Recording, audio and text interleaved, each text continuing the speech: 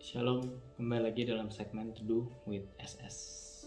Bersama saya, Saudara Filipus. Pada kesempatan malam hari ini, kita akan membawakan tema renungan yang berjudul Bersaing dengan Diri Sendiri. Kalau kita mendengar makna kata bersaing, biasanya identik dengan orang lain. Contoh, di saat kita membangun usaha, misalnya ada seseorang membangun usaha dalam berdagang, tentu ada namanya pesaing atau kompetitor.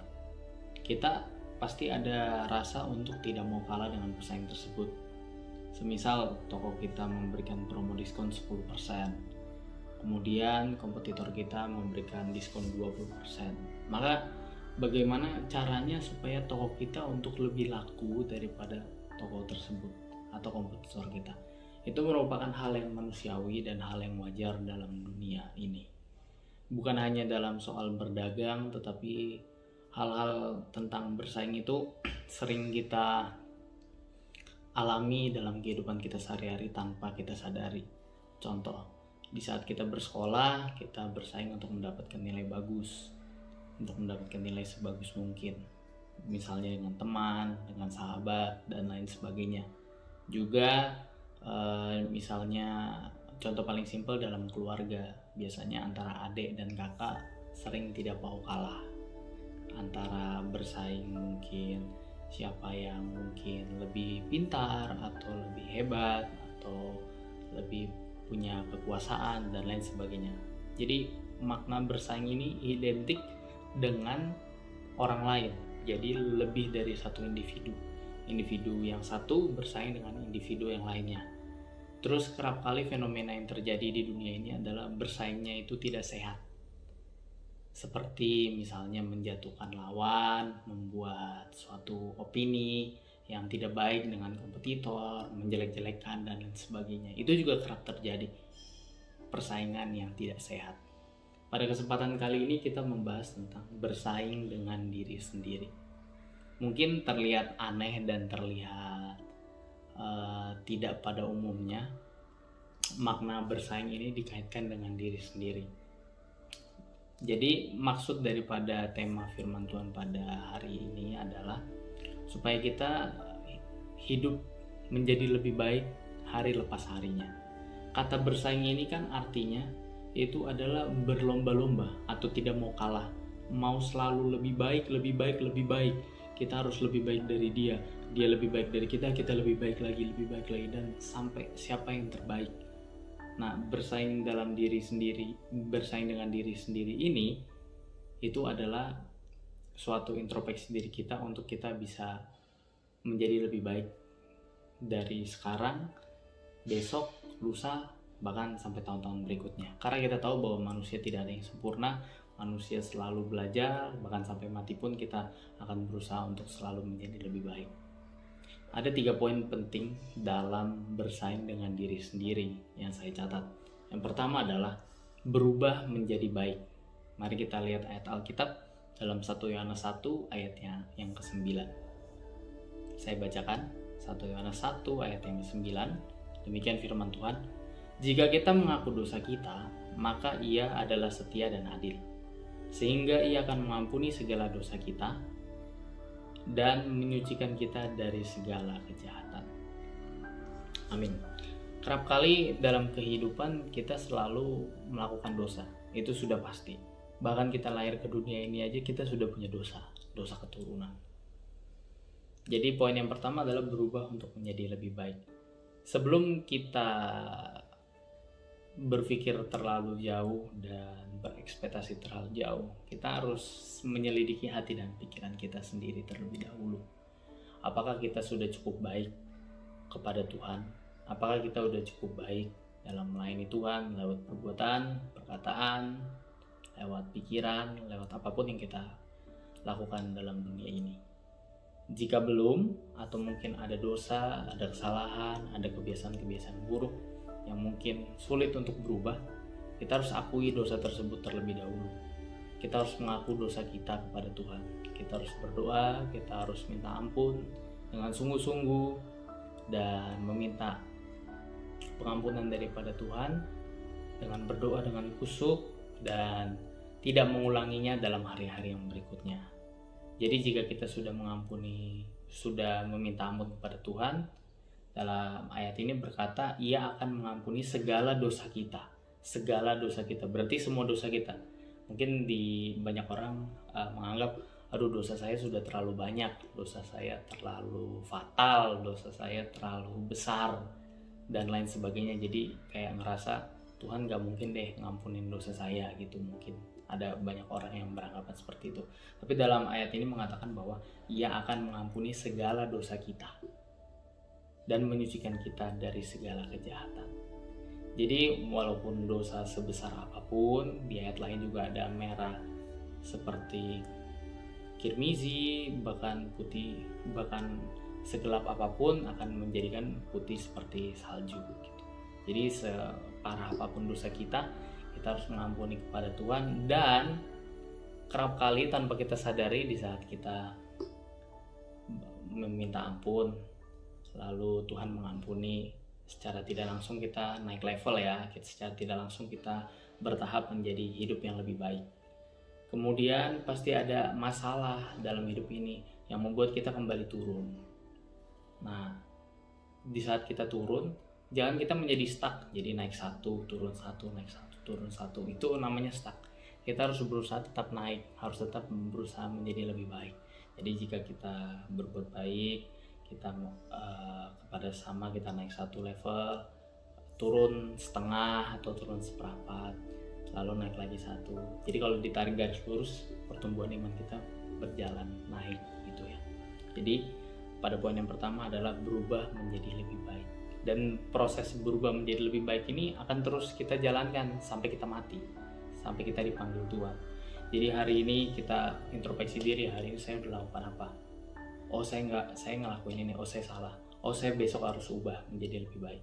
Besoknya juga demikian, oh gini saya harus berubah, sampai terus berubah terus menjadi lebih baik terus sampai kita dipanggil oleh Tuhan. Karena dalam kehidupan ini tidak ada kata sempurna, jadi kita selalu berubah menjadi lebih baik, lebih baik, lebih baik, lebih baik, sebaik mungkin gitu. Nah inilah makna bersaing dengan diri sendiri.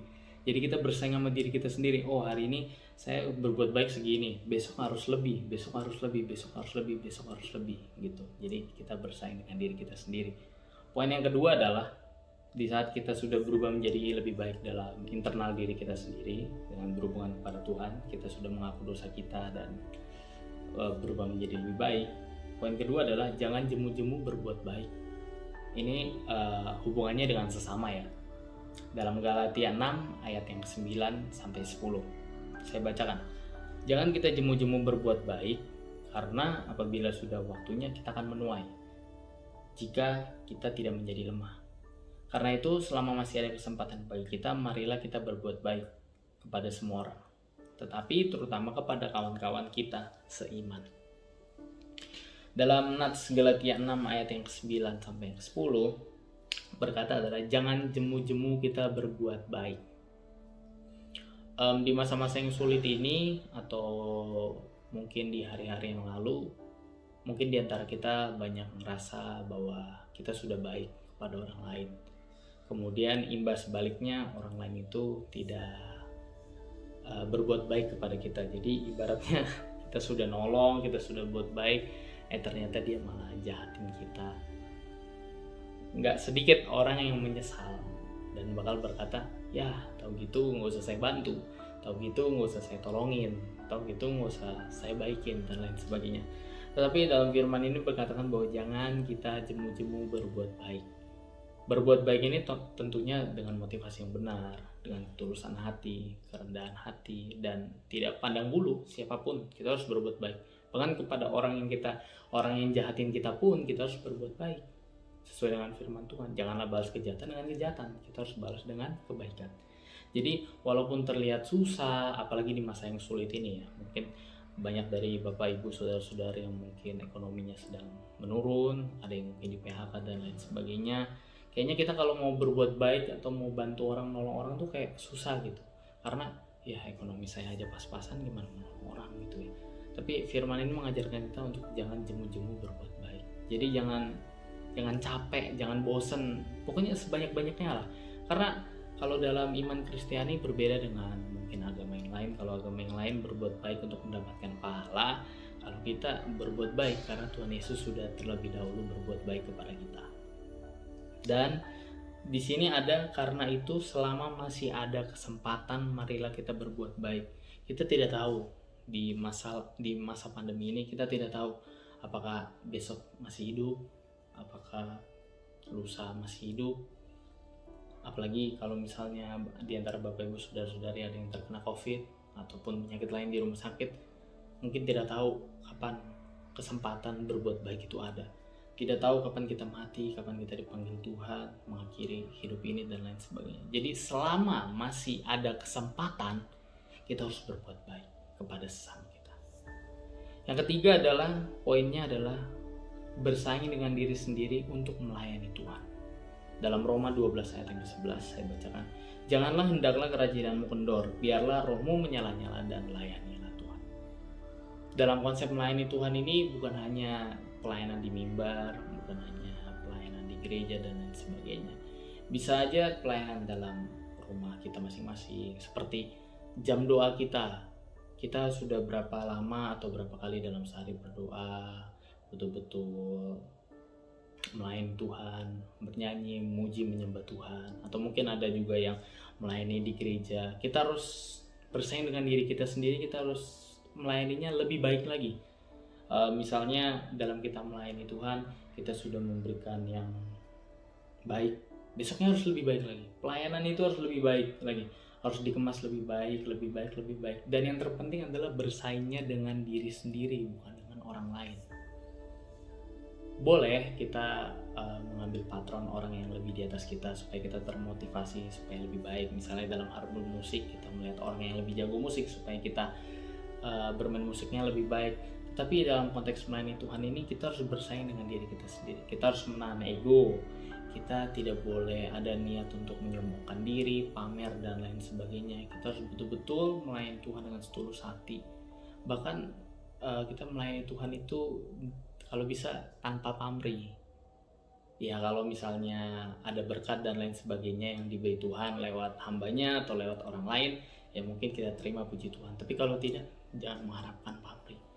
Apalagi mungkin kalau ada di gereja-gereja lain gitu, atau mungkin siapapun lah gitu, memakai gaji dan lain sebagainya. Sah-sah saja, boleh-boleh saja, tetapi alangkah lebih baiknya untuk kita melayani Tuhan dengan setulus hati.